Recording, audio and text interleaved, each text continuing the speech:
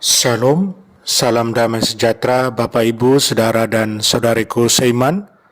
Semoga saya menjumpai Anda semuanya dalam keadaan yang sehat walafiat, tetap semangat, tetap tersenyum, dan tetap berpengharapan pada Tuhan kita Yesus Kristus. Anda semuanya selalu dalam lindungan kasih Tuhan. Buat saudara dan saudariku yang sakit, dalam nama Tuhan Yesus, Anda sembuh. Senang berjumpa kembali dengan Anda dalam permenungan harian Sabda Tuhan, Embun Sabda, Sabtu 10 Juli 2021. Mari kita siapkan hati, siapkan diri kita untuk mendengarkan dan merenungkan firman Tuhan. Tuhan sertamu dan sertamu juga. Inilah Injil Yesus Kristus menurut Matius. Dimuliakanlah Tuhan. Pada waktu itu Yesus bersabda kepada ke-12 muridnya, "Seorang murid tidak melebihi gurunya, dan seorang hamba tidak melebihi tuannya. Cukuplah bagi seorang murid jika ia menjadi sama seperti gurunya, dan bagi seorang hamba jika ia menjadi sama seperti tuannya. Jika tuan rumah disebut Beelzebul, apalagi seisi rumahnya. Jadi janganlah kalian takut terhadap mereka yang memusuhimu, karena tiada sesuatu pun yang tertutup yang tak akan dibuka, dan tiada sesuatu pun yang tersembunyi yang takkan diketahui. Apa yang kukatakan kepadamu dalam gelap, katakanlah dalam terang. Dan apa yang dibisikkan ke telingamu, beritakanlah dari atas atap rumah.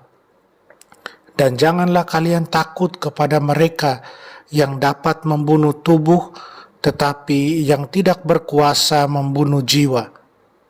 Tetapi takutilah Dia yang berkuasa membinasakan baik jiwa maupun tubuh di dalam neraka. Bukankah burung pipit dijual seduit 2 ekor? Namun tak seekor pun akan jatuh tanpa kehendak Bapamu. Dan kalian, rambut kepalamu pun semuanya telah terhitung. Sebab itu janganlah kalian takut, karena kalian lebih berharga daripada banyak burung pipit. Barang siapa mengakui aku di depan manusia, dia akan kuakui juga di depan Bapa-Ku yang di surga. Tetapi barang siapa menyangkal aku di depan manusia, dia akan kusangkal di hadapan Bapa-Ku yang di surga." Demikianlah Injil Tuhan. Terpujilah Kristus. Saudara dan saudariku seiman, saya ajak Anda merenungkan, jangan takut dalam memberitakan Injil. Janganlah kalian takut. Sabda Yesus ini, ucapan Tuhan Yesus ini, mendorong para murid untuk tidak takut terhadap ancaman musuh. Jangan sampai takut lalu meninggalkan perutusan, tugas pemberitaan Injil yang adalah tugas penting. Para musuh hanya bisa membunuh tubuh, hanya bisa membunuh badan. Tuhan Yesus katakan bahwa yang harus ditakuti ialah yang dapat membunuh badan maupun jiwa.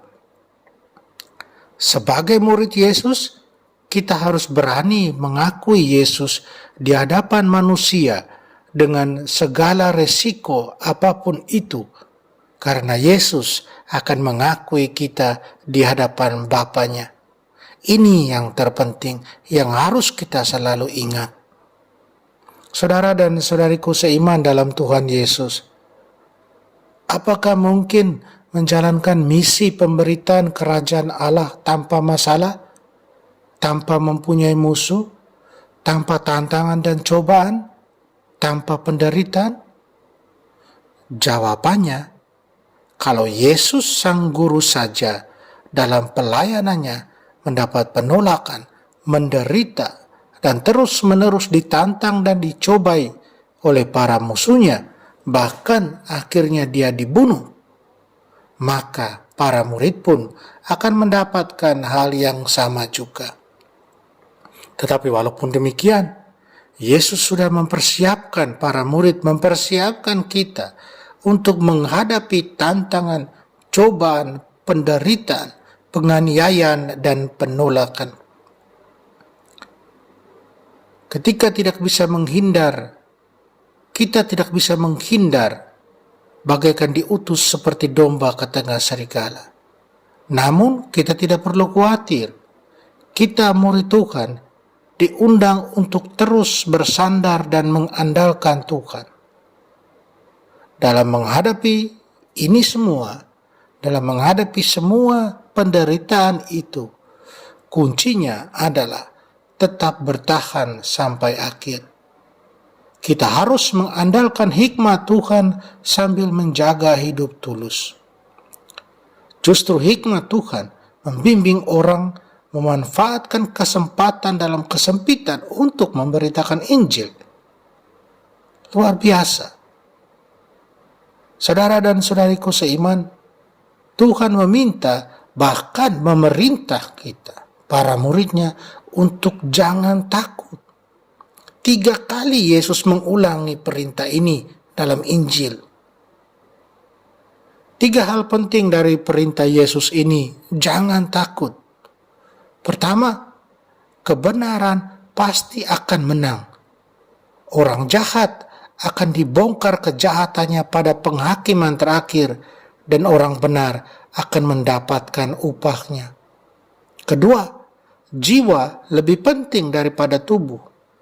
Penganiayaan, penyiksaan, penderitaan, tantangan-tantangan jasmania, semuanya itu bisa mematikan tubuh. Tapi di hadapan Allah, jiwa orang yang percaya, jiwa orang yang setia diselamatkan. Ketiga, Allah berdaulat, Allah maha kuasa. Kesetiaan para murid, kesetiaan kita akan diuji. Akan terbukti satu hari kelak siapa murid sejati dan siapa yang palsu.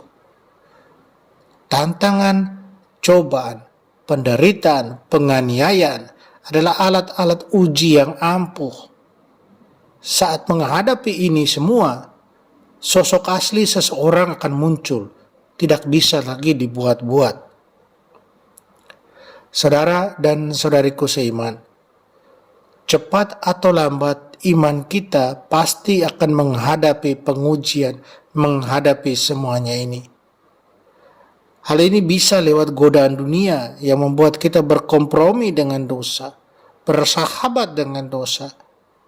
Atau bisa juga dengan memaksa kita untuk memilih tetap setia kepada Tuhan, tetapi dengan konsekuensi dikucilkan atau bahkan dihabisi. Namun, jangan pernah menyerah, karena Allah yang berdaulat, Allah yang maha kuasa, Allah yang penuh cinta dan kasih itu memelihara miliknya. Dia akan selalu menghantar kita pada kemenangan, kesukacitaan, kebahagiaan di akhir semuanya nanti.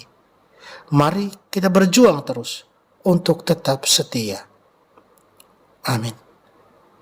Mari kita mohon kekuatan dari Tuhan, kita berdoa.